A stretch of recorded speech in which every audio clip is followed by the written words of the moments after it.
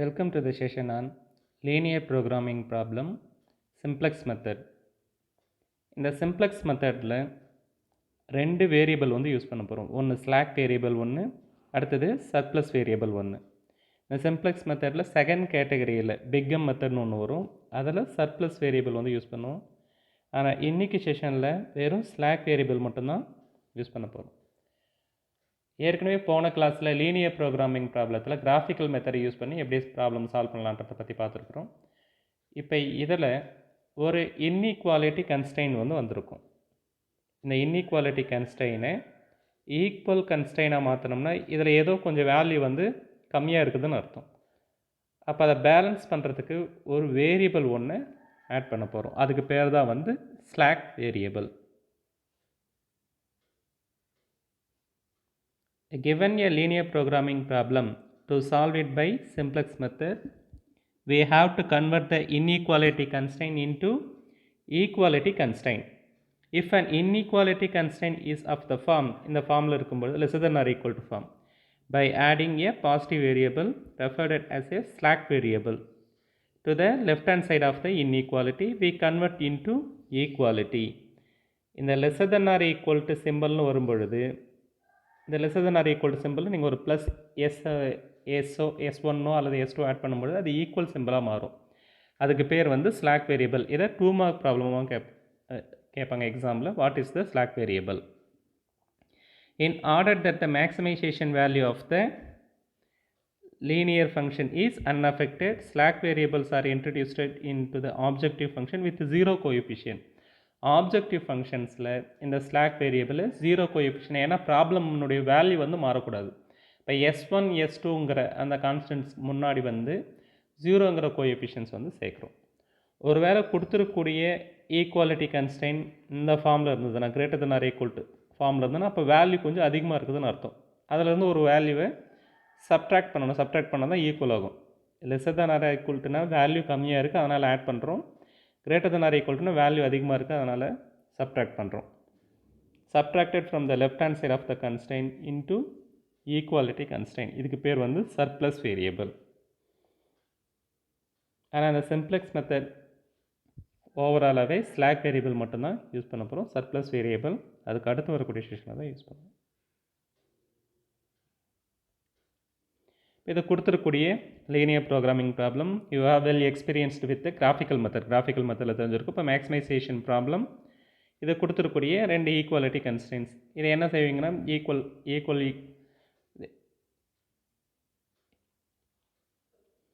இதை ஈக்குவேஷனாக கன்வெர்ட் பண்ணும். 4x1 + 7x2 = 12ன்னு எழுதிட்டு x1 உடைய வேல்யூ 0ன்னு கொடுத்த ஒரு பாயிண்ட் கிடைக்கும், x2 வேல்யூ 0ன்னு கொடுத்த ஒரு பாயிண்ட் கிடைக்கும். அது ரெண்டுத்தையும் ஜாயின் பண்ணிங்க ஒரு straight line equation. Similarly this process.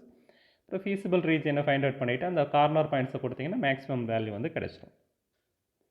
ஆனால் இந்த சிம்ப்ளெக்ஸ் மெத்தடில் எக்ஸாமில் பை யூஸிங் த சிம்ப்ளெக்ஸ் மெத்தட்னா இந்த ப்ரொசீஜரை மட்டும்தான் நீங்கள் ஃபாலோ பண்ணணும். இப்போ இது lesser than or equal to இருக்குது அப்படின்னா வேல்யூ கொஞ்சம் கம்மியாக இருக்குதுன்னு அர்த்தம். அப்போ இந்த இடத்துல ஒரு ஸ்லாக் வேரியபிள் ஆட் பண்ணணும். இந்த இடத்துல ஒரு ஸ்லாக் வேரியபிள் ஆட் பண்ணும்போது lesser than or equal to இந்த இன்இக்வாலிட்டி ஈக்குவல் சிம்பிளாக மாறிடும்.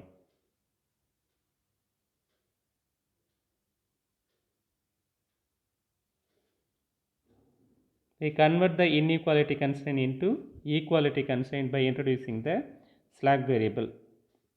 இப்போ இதில் என்னென்ன ஸ்டெப்ஸ்லாம் ஃபாலோ பண்ணணுன்றதை பற்றி சொல்லியிருக்கிறேன். அதில் ஸ்டெப் 1 ஸ்டெப் 2 உங்களுக்கு இப்போ புரியும். ஆனால் ஸ்டெப் 3 வந்து உங்களுக்கு எக்ஸாம்பிள் பார்க்கும். ஸ்டெப் 3லேருந்து அடுத்து வரக்கூடிய ஸ்டெப்ஸ் எல்லாம் எக்ஸாம்பிளை நீங்கள் நான் ஒரு டைம் சொல்கிறேன், சொன்னதுக்கப்புறம் மீண்டும் வந்து அந்த ஸ்டெப்ஸை பார்க்கும்போது உங்களுக்கு நல்லா கிளியராக வந்து புரிய ஆரம்பிக்கும். போன +S1 ஆட் பண்ணியிருக்கிறேன் ஃபஸ்ட்டு கன்ஸ்ட்ரெயினில், ரெண்டாவது கன்ஸ்ட்ரெயினில் +2ங்கிற சிம்பிள் வந்து ஆட் பண்ணியிருக்கிறேன். இப்போ மேக்ஸிமைசேஷனில் எதுவும் பிரச்சனை வரக்கூடாதுன்றதுக்காக S1 S2 முன்னாடி வந்து 0ங்கிற கோஎஃபிஷியன்ட் வந்து ஆட் பண்ணியிருக்கிறோம்.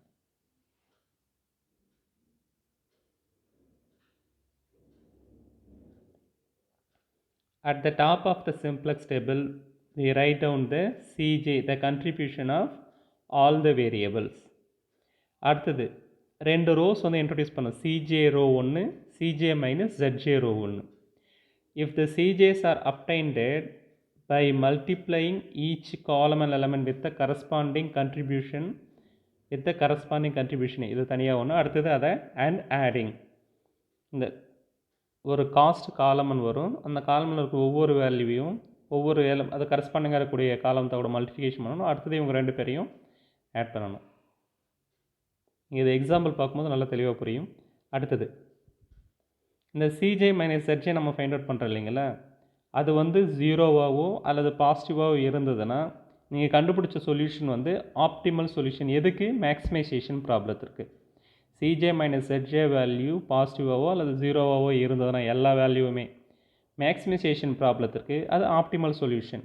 இதுவே கொடுத்துருக்கிறது மினிமைசேஷன் ப்ராப்ளம்னா ஒன்று ஜீரோவாக இருக்கணும் அல்லது மற்ற எல்லா வேல்யூவும் வந்து நெகட்டிவ் நம்பர்ஸாக இருக்கணும். அது மாதிரி இருந்ததுன்னா நீங்கள் கொடுத்துருக்கூடிய சொல்யூஷன் வந்து நம்ம கண்டுபிடிச்சக்கூடிய சொல்யூஷன் வந்து optimal solution.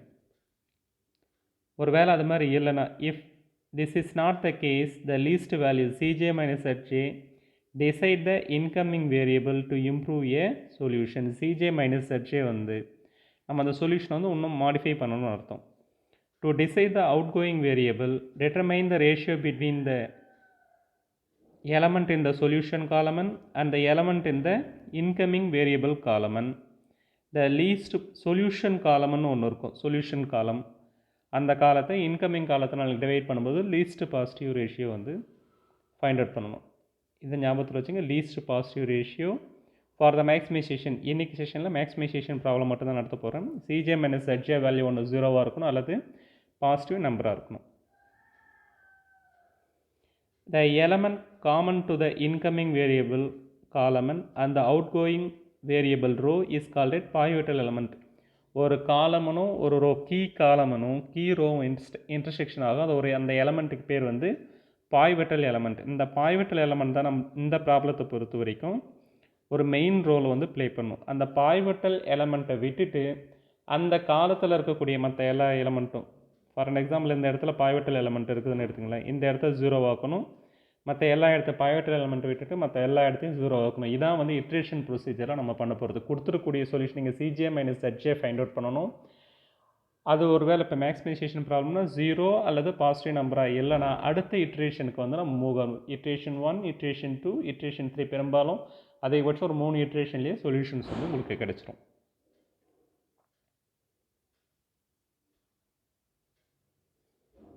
Now we enter to the main picture of this session. Solve the linear programming using simplex method. Simplex method specify பண்ணிட்டாங்கன்னா simplex method யூஸ் பண்ணி தான் சால்வ் பண்ணணும். இது maximization problem. Subject to the constraints. ரெண்டு constraints வந்து கொடுத்துருக்காங்க. இப்போ இது lesser than or equal to டைப்பில் இருக்குது. இதை ஈக்குவாலிட்டி கன்ஸ்ட்ரெயினாக மாற்றணும். அப்போ ஸ்லாக் வேரியபிள் இன்ட்ரடியூஸ் பண்ணணும். நல்லா நோட் பண்ணிங்கன்னா தெரியும். இதே மேக்ஸிமைசேஷன் ஆஃபீஸர் S1 S2 முன்னாடி கோஎஃபிஷியன்ட் 0ன்னு வந்து எடுத்துகிட்டு வந்திருக்கிறேன். இதான் வந்து சிஜே ரோ. டேபிளர் காலம் பார்க்கும்போது உங்களுக்கு தெரியும். அடுத்தது இவங்க ரெண்டு பேரை கம்பேர் பண்ணுறோம். 3x1 + 5x2 ≤ 15 plus S1 add பண்ணும்போது ப்ளஸ் 15 வந்து கிடைக்கும். இதுக்கு ஒரு ஸ்லாக் வேரியபிள், அதுக்கு பேர் வந்து S2ன்னு கொடுத்துருக்குறேன், ப்ளஸ் S2. இதில் x1 x2 S1 S2 வந்து ≥ 0.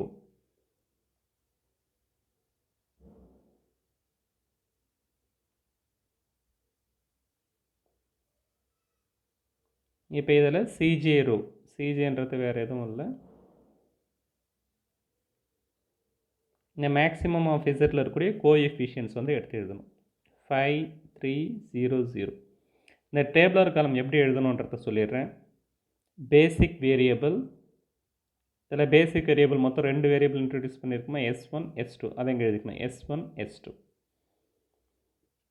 அடுத்தது இந்த காலம் சிஜே ரோவில் மேக்ஸிமம் ஆஃப் இசட் அல்லது என்ன ஆப்ஜெக்டிவ் ஃபங்க்ஷன் கொடுத்துருக்குறாங்களோ அதனுடைய கோஎஃபிஷியன்ஸ்.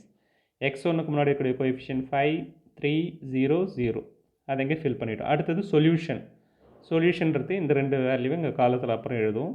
இந்த ரேஷியோ இதை நான் லாஸ்ட்டாக வரும், இதை நான் இப்போ ரேஷியோங்கிற இந்த காலத்தையும் வந்து இன்ட்ரடியூஸ் பண்ணணும். இது இப்போ எழுதுறதில்ல, வேல்யூ வந்து ஃபைனலாக வந்து கிடைக்கும், ரேஷியோ காலம்.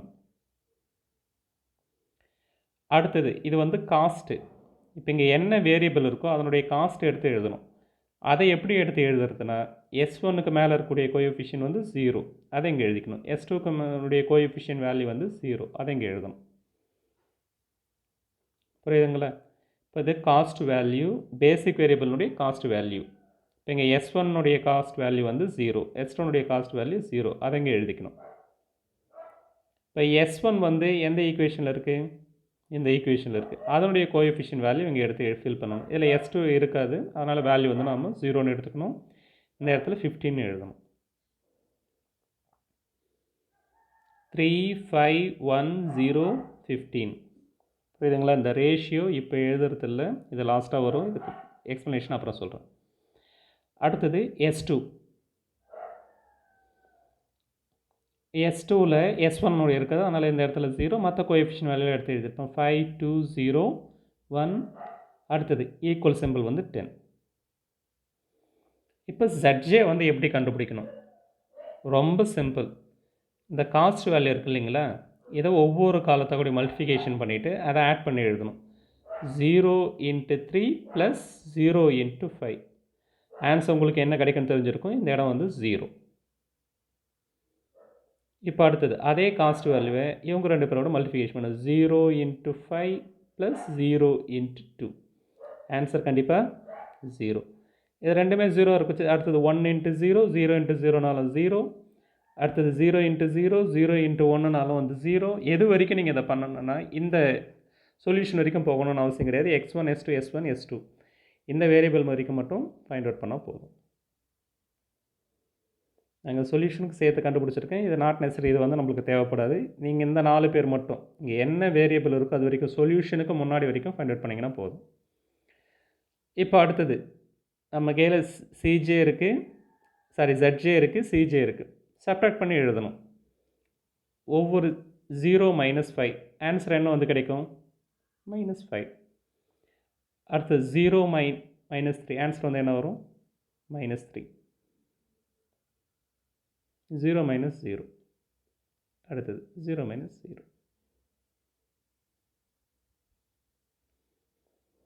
இதான் வந்து CJ - ZJ. இப்போ இந்த CJ - ZJ தான் இந்த சிம்ப்ளெக்ஸ் டேபிள் வந்து ஆப்டிமல் சொல்யூஷன், அதான் நம்மளுக்கு தேவையான சொல்யூஷனை ரீச் ஆகிடுச்சு இல்லையன்றதுக்கான ஒரு இண்டிகேஷன். மேக்ஸிமைசேஷன் ப்ராப்ளத்துக்கு என்ன கண்டிஷன் பார்த்துருக்கோம்? CJ - ZJ வந்து > ஒன்று 0வாவோ அல்லது பாசிட்டிவ் நம்பராகவோ இருக்கணும். இப்போ இந்த ரெண்டு இடம் வந்து ஓகே, எதுனா S1 இந்த இடம் வந்து 2 0வாக இருக்குது. ஆனால் இது ரெண்டும் வந்து இப்போ நெகட்டிவாக இருக்குது. அப்போ நம்ம ஆப்டிமல் சொல்யூஷன் ரீச் பண்ணலை. இப்போ நெகட்டிவில் பெரிய ஆள் யாருன்றதை பார்க்கணும். -3 -5 இருக்குது. அப்போ பெரிய நம்பர் வந்து -5. இதை நீங்கள் ரவுண்ட் பண்ணிங்கன்னா இதுக்கு பேர் தான் வந்து கீ காலமன். புரியுதுங்களா? நம்ம ஆப்டிமல் சொல்யூஷனை ரீச் பண்ணலை, நெகட்டிவ் நம்பர் இருக்குது. நெகட்டிவில் எது பெரிய நம்பர்னு பார்த்துட்டு அந்த காலத்தை நீங்கள் ரவுண்ட் பண்ணணும். அதுக்கு பேர் வந்து கீ காலமன்.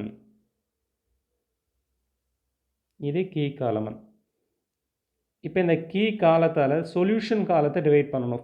15/3 ஆன்சர் வந்து என்ன கிடைக்கும்? அதான் இந்த 5ங்கிற ரேஷியோ.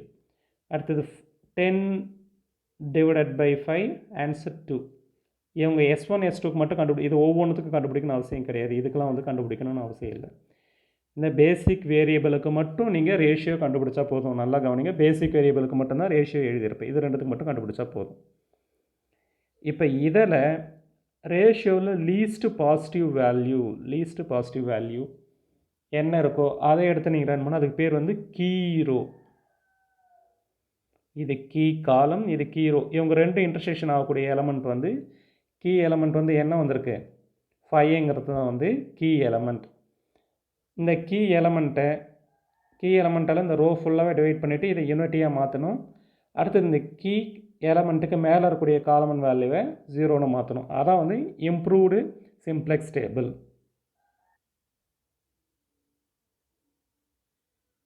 இப்போ நான் மோஸ்ட் நெகட்டிவ், இது கீ காலமன்.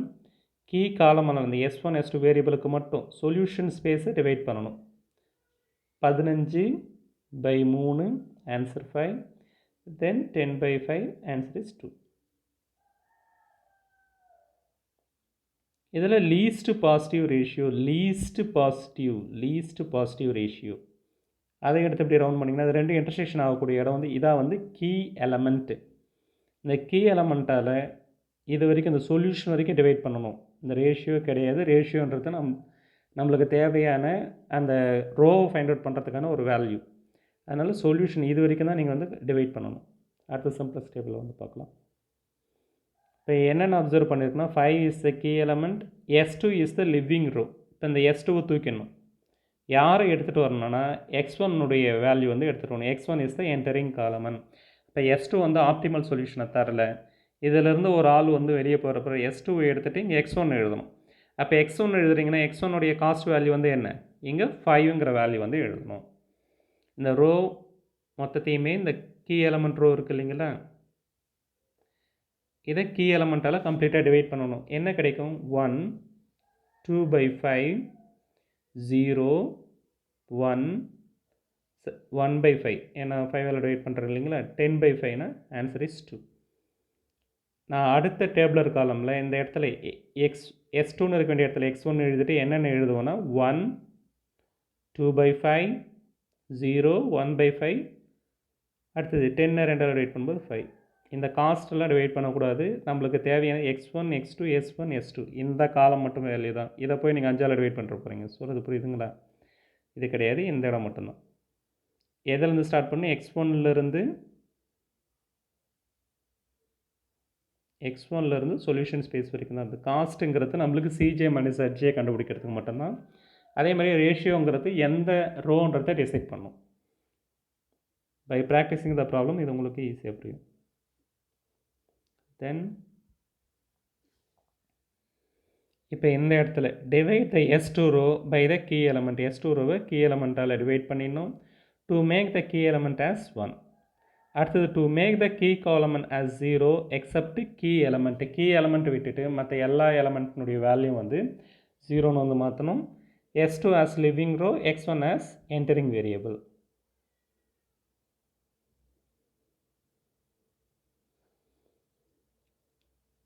இது உங்களுக்கு எப்படி கிடைச்சதுன்றதை நான் உங்களுக்கு எக்ஸ்ப்ளனேஷன் பண்ணியிருக்கேன். இதில் எது வந்து S2 வந்து போயிடுது, x1 என்ட்ரு ஆகுது. அந்த கீ எலமெண்ட்டால் மற்ற எல்லா கீ எலமெண்ட்டால் 5ஆல் டிவைட் பண்ணிங்கன்னா இந்த ஆன்சர் வந்து கிடைக்கும். இது வந்து x1உடைய காஸ்ட் வேல்யூ. இது எங்கேருந்து எடுத்து எழுதணும்? இந்த CJ வேல்யூ x1உடைய வேல்யூ வந்து 5. அதை இங்கே எழுதிடுறேன். சரிப்பா, இந்த S1 ரோ வந்து எப்படி கிடச்சிருக்குன்னா இந்த வேல்யூ உங்களுக்கு ஏற்கனவே எழுதியிருக்கு. இந்த வேல்யூ எப்படி கிடச்சதுன்றதை நான் இப்போ உங்களுக்கு சொல்கிறேன். இது x1 ரோ 1 2/5 0 1/5 2. இப்போ ஓல்டு S1 வேல்யூ இது வந்து ஓல்டு டேபிளர் காலம். முன்னே இருக்கக்கூடிய டேபிளர் காலமில் வேல்யூ வந்து என்ன இருந்திருக்கும்? 3 5 1 0 15. இப்போ எனக்கு இந்த இடத்த வந்து 0 ஆக்கணும். அப்போ என்ன செய்யணும்னா அந்த x1 ரோவில் -3ஆல் மல்டிஃபிகேஷன் பண்ணி ஆட் பண்ணும்பொழுது ஆட்டோமேட்டிக்காக இந்த இடம் வந்து 0. இப்போ -3ஆல் அதை மல்டிஃபிகேஷன் பண்ணணும். இப்போ -3ஆல் மல்டிஃபிகேஷன் பண்ணால் -3 -6/5 இது 0 -3/5 -2/5 -3ஆல் மல்டிஃபிகேஷன் பண்ணுறோம். இப்போ இவங்க ரெண்டு பேரும் ஆட் பண்ணுங்க. +3 -3னுடைய ரெண்டுத்தையும் ஆட் பண்ணும்பொழுது ஆன்சர் வந்து என்ன கிடைக்கும்? 0. அடுத்தது 5 -6/5 5 -6/5. இப்போ LCM எடுக்கும்போது 25 -6/5 19/5. 19/5 இது 0. 1 - 0 வந்து 1. அடுத்தது 0 ரெண்டுத்தையும் ஆட் பண்ணும்பொழுது -3/5. அடுத்தது இவங்க ரெண்டு 15 -2/5.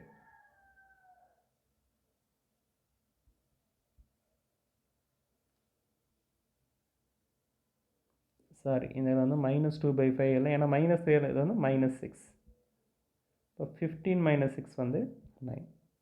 இது ஃபுல்லாக வந்து -3. இது -3 இது -6/5 0 -3/5 -3ஆல் மல்டிஃபிகேஷன் பண்ணும்போது இது -6 தான் கிடைக்கும். -2/5 வந்து கிடையாது.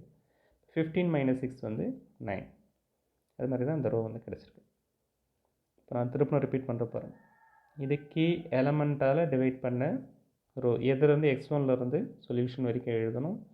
இந்த S1 ரோ எப்படி கிடச்சிருக்குன்னா பழைய S1 ரோனுடைய வேல்யூவை நீங்கள் அங்கே 3ன்னு வந்திருக்கும். இதை ஃபுல்லாக கம்ப்ளீட்டாக -3ஆல் மல்டிஃபிகேஷன் பண்ணி ஆட் பண்ணிங்கன்னா இந்த ரோ வந்து கிடச்சிரும். இப்போ அடுத்தது ZJ ரோ. ZJ ரோ வந்து எப்படி ஃபைண்ட் அவுட் பண்ணணும்? 0 இன்ட்டு 0 அடுத்தது ப்ளஸ் 5 இன்ட்டு 1. Answer is 5. அடுத்தது 0 இன்ட்டு 19/5 ப்ளஸ் 5 இன்ட்டு 2/5. அப்போ ஆன்சர் வந்து 10/5. 5க்கு 5 வந்து கேன்சல் ஆகிடும். ஆன்சர் வந்து 2 மட்டும் கிடைக்கும். அதே மாதிரி ஒவ்வொரு வேலையும் வந்து கண்டுபிடிக்கலாம். இப்போ இதுக்கு 0 இன்ட்டு 0 5 இன்ட்டு 0 வந்து 0. அடுத்தது 0 இன்ட்டு -3/5. இப்போ 5ஆல் மல்டிஃபிகேஷன் பண்ணும்போது ஆல்ரெடி 1/5 இருக்குது. ஆன்சர் வந்து 1ன்னு கிடைக்கும். எது வரைக்கும் கண்டுபிடிச்சா போதும்? CJ - ZJ S2 வரைக்கும் கண்டுபிடிச்சா போதும். சொல்யூஷனுக்கு தேவையில்லை. இப்போ நம்ம கையில் ZJ இருக்குது, ZJ இருக்குது. ரெண்டு சப்ராக்ட் பண்ணணும். 5 - 5 வந்து 0. 2 - 3 வந்து -1. 0 - 9 வந்து -9. சரி 0 - 0 0 தானே இருக்குது. 0 - 0. அடுத்தது 1 - 0 வந்து 1. 0 - 1 0 1. சரி, இப்போ நாம் மேக்ஸிமைசேஷன் ப்ராப்ளத்துக்கு ஆப்டிமம் சொல்யூஷன் ரீச் பண்ணியிருப்போம்னா கிடையாது. ஏன்னா ஆப்டிமம் சொல்யூஷன் CJ மைனஸ் ZJனுடைய வேல்யூ வந்து greater than or equal to 0ன்னு இருக்கணும். இது 3 வந்து பாசிட்டிவ் அல்லது 0 வந்திருக்கு. இது வந்து நெகட்டிவ். அப்போ நம்மளுடைய கீ காலம் எதுனா இதான் வந்து கீ காலம். இந்த கீ காலத்தால் இந்த சொல்யூஷனை டிவைட் பண்ணணும். 9 டிவைடட் பை 19/5. இது ரெசிப்ரோக்கில் மேலே போகும்போது 45/19 வந்து கிடைக்கும். அடுத்தது 2 டிவைடட் பை 2/5 மேலே போகும்போது 10/2. ஆன்சர் வந்து 5ன்னு கிடைக்கும். இதில் லீஸ்ட் பாசிட்டிவ் ரேஷியோ 45 19 டிவைட் பண்ணும்பொழுது அதனுடைய வேல்யூ கண்டிப்பாக 5 விட கம்மி. அதனால் வந்து லீஸ்ட் பாசிட்டிவ் ரேஷியோ இதான் வந்து key row.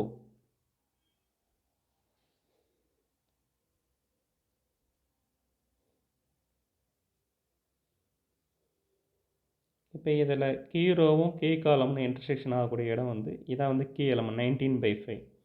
Key element identify. அப்போ இதில் எது வந்து லிவிங் வேரியபிள்? S1 வந்து போய்ட்டு இந்த இடத்துல X2 வந்து எழுதணும். இப்போ X2னுடைய காஸ்ட் வேல்யூ 3. அதை இங்கே 3ன்னு எழுதும். இந்த இடத்துல X2 எழுதணும்.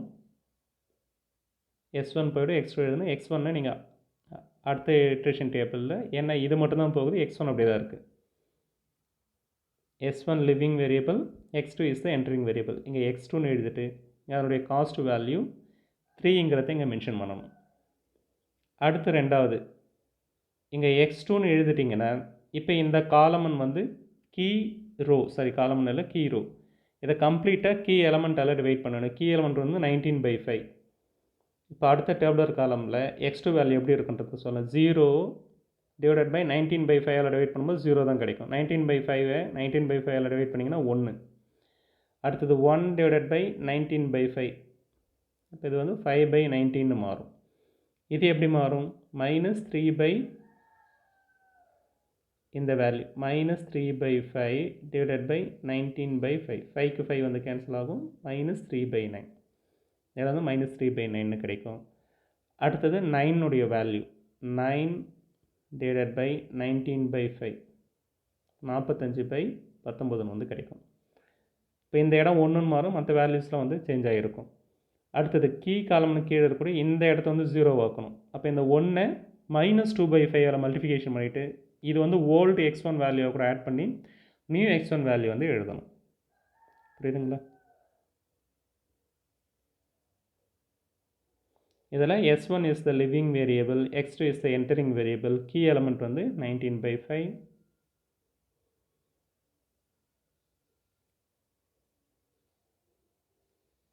இப்போ நான் சொன்ன நியூ X2னுடைய நியூ வேல்யூ கீ எலமெண்ட்டால் டிவைட் பண்ண வேல்யூ இங்கே எழுதிட்டேன். இப்போ கீ எலமெண்ட்டுக்கு கீழே இந்த இடத்துல 0 வரும். ஓல்டு X1 வேல்யூ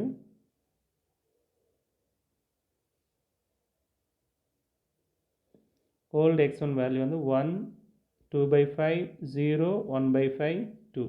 நீங்கள் ஒரு ரஃப் ஷீட்டில் இதை எழுதிட்டு அந்த கீ எலமெண்ட்டால் -2/5 மல்டிஃபிகேஷன் பண்ணி 0. இந்த இடத்த வந்து 0 ஆக்கணும்னா இந்த இடம் 1ன்னு வந்திருக்கும். -2/5 மல்டிஃபிகேஷன் பண்ணி 0ன்னு மாற்றணும்.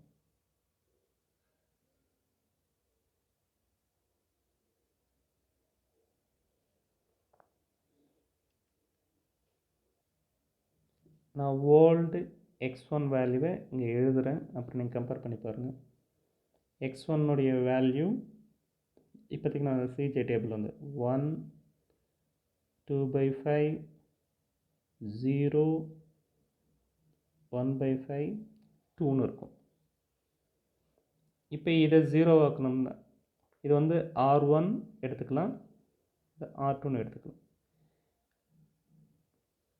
R2 minus 2/5 R1. இவங்க ரெண்டு பேரையும் ஆட் பண்ணணும். இப்போ 0 கூட -2/5 ஆட் பண்ணிங்கன்னா ஆன்சர் வந்து என்ன கிடைக்கும்? அதே 0 தான். 1 கூட ஆட் பண்ணும்போது ஆன்சர் வந்து 0 × -2/5 0, 1 கூட ஆட் பண்ணும்போது 1. அடுத்தது இது -2/5 + 2/5 ஆன்சர் இஸ் 0.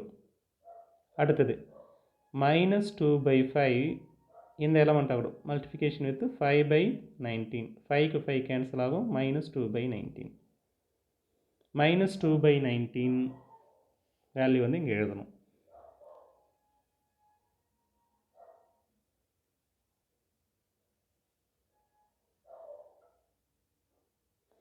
அடுத்தது இந்த எலமெண்ட்டை -2/5 மல்டிஃபிகேஷன் பண்ணுறோம். -2/5 -3/19 ப்ளஸ் 1/5 இந்த எலமெண்ட்டை கூட ஆட் பண்ணணும். இப்போ இது மைனஸ் இந்த மைனஸ் வந்து ப்ளஸ்ஸு. நான் 1/5 காமனாக வெளியே எடுத்துகிறேன். 1/5 இப்போ 2 × 3 வந்து கிடைக்கும் 6/19 ப்ளஸ் 1. அடுத்தது எல்சிஎம் எடுக்கணும். 1/5 25/19 5ஆல் கேன்சல் பண்ணும்பொழுது 5/19ங்கிற வேல்யூ மட்டும் கிடைக்கும்.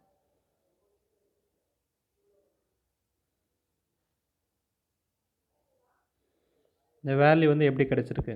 இது R2 ரோ -2/5 R1 ரோ, அதாவது ஓல்டு x2 வேல்யூவை -2/5ஆல் மல்டிஃபிகேஷன் பண்ணிவிட்டு ஆட் பண்ணும்பொழுது கிடச்சிருக்கக்கூடிய வேல்யூ. இப்போ அடுத்து ZJ வந்து எப்படி ஃபைண்ட் அவுட் பண்ணணும்? இது ரெண்டுத்தையும் மல்டிஃபிகேஷன் பண்ணணும். 3 × 0 ப்ளஸ் 5 × 1 இதனுடைய சம் வேல்யூ எடுத்து எழுதணும். இவங்க வந்து 5ன்னு வரும். அடுத்தது இந்த இடம் வந்து 3. அடுத்தது இவங்க ரெண்டு பேரையும் மல்டிஃபிகேஷன் 3 × 5 என்ன வரும்? 6/15/19 ப்ளஸ் 5 -2 ஆட் பண்ணும்பொழுது ப்ளஸ் -10/19 5/19 வந்து கிடைக்கும். அடுத்தது இவங்க ரெண்டு பேர் ஆட் பண்ணும் -9/19 ப்ளஸ் 25/19 16/19. இப்போ சிஜேவிலிருந்து ZJனுடைய வேல்யூ வந்து சப்ராக்ட் பண்ணணும். 5 - 5 வந்து 0, 3 - 0 பாசிட்டிவ் வேல்யூ வந்து கிடச்சிரும்.